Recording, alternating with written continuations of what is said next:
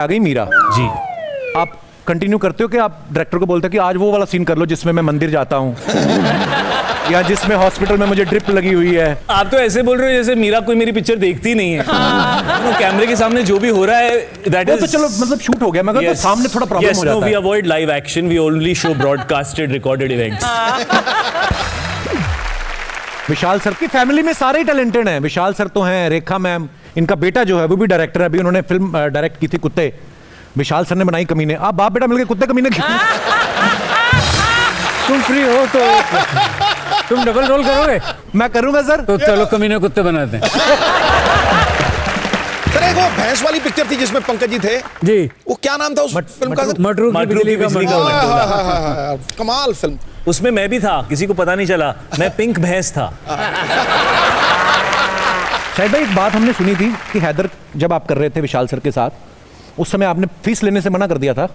नहीं, वो फिल्म बनती नहीं अगर मैं फीस लेता, तो ऐसा नहीं था कि मैं मना कर दिया था कि चैरिटी वाला नहीं। अच्छा। मैं तो फ्री में करूँ नहीं। Actually Haider was a very experimental film और उसको बनाने के लिए आई थिंक पैशन की ज़रूरत थी और मॉनिटरीली उसको अप्रोच करते तो शायद वो बन ही नहीं पाती थी, but I really wanted to do the film and yeah so we just did it and it's one of the most special films of my career.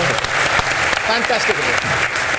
आपको पता है विशाल सर उसके बाद नहीं अभी इन्होंने किसी के साथ ऐसा किया, उसके बाद तो इतनी फीस लेते हैं ना कि हैदर में तो इन्होंने अपना मुंडन कराया, प्रोड्यूसर का मुंडन हो जाता है।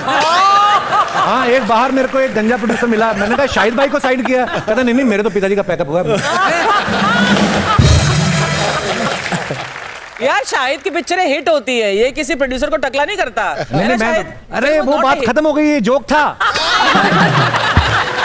मैं अविनाश के बारे में आपको एक बात बता दूं, ये पहले इंजीनियरिंग का कोर्स कर रहे थे, फिर इंजीनियरिंग छोड़ के ये एक्टिंग की तरफ चले गए और उसके बाद ये न्यूयॉर्क फिल्म मेकिंग कोर्स करने चले गए।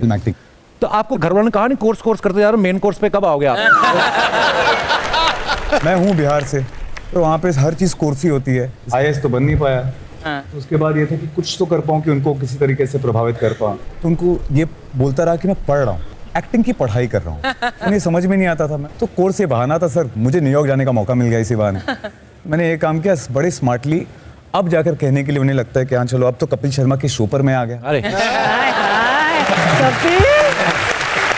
ऐसे हमें लगता है ना कभी कभी कि हर इंसान अलग होता है, कोई जिद्दी है, किसी को गुस्सा जल्दी आता है, कोई इम्पेशेंट है।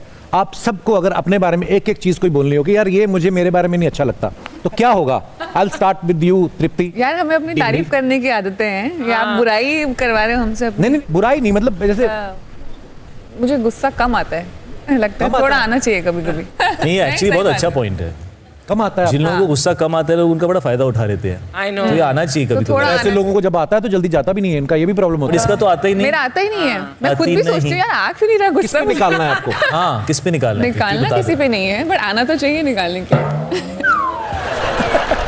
शायद भाई आपको अगर कोई एक चीज आप मुझे बहुत ज्यादा गुस्सा आता है, थोड़ा कम कर लेता हूँ। मुझे ना वक्त लगता है कोई चीज़ भूलने में, मैं बहुत सेंसिटिव हूँ, तो मैं ना अपने आप को क्लोज कर लेता हूँ अगर किसी के साथ कुछ ऐसी चीज़ हो जाए। और मैं काफ़ी काम कर रहा हूँ उस पर, I am doing a lot of self work, because मुझे ऐसा लगता है कि कई बार चीज़ें गुजर जाती हैं और आप उनको लेके बोझ बना के खुद चलते रहते हो और वो आपके सर पे बोझ की तरह बैठी हुई होती हैं, और फिर आगे जो लोग होते हैं जिनके साथ आपके रिश्ते होते हैं वहाँ पे वो चीज़ इफेक्ट करती है और फिर वो नहीं होना चाहिए। हर चीज़ को एक नए वे में लेना चाहिए। I think that's very important in life. Tiwari ji आपको लगता है यार ये चीज मेरे को अपने आप में बदलनी चाहिए? कमियां और मुझ में आलस।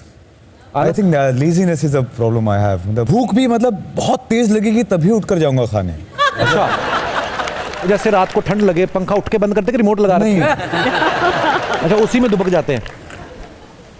ये तो मुझे ऐसा लग रहा है मेरी आदतें बता रहे हैं आप।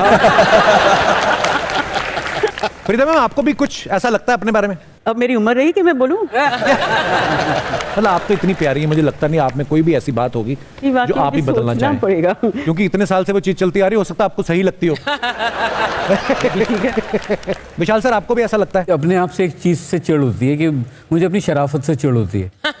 अच्छा, मुझे लगता है कि कभी कोई आपको मालूम है कि आपको कोई बेवकूफ़ बना रहा है, फिर भी आप उसको बोल नहीं पा रहे हैं कि अरे यार तुम मेरा बेवकूफ़ बना रहे हो, मुझे समझ में आ रहा है। तो वो शराफत से चिढ़ है कि अगर कोई बेवकूफ़ है तो उसे बोल देना चाहिए कि तुम बेवकूफ़ हो। पर आप प्यारे हैं ना, इसलिए शायद आप ऐसा कर नहीं पाते। बट हाँ, बात आपकी सही है, बता देना चाहिए एक बार हाँ कि बॉस वो समझ गया था मैं, बट कोई बात नहीं।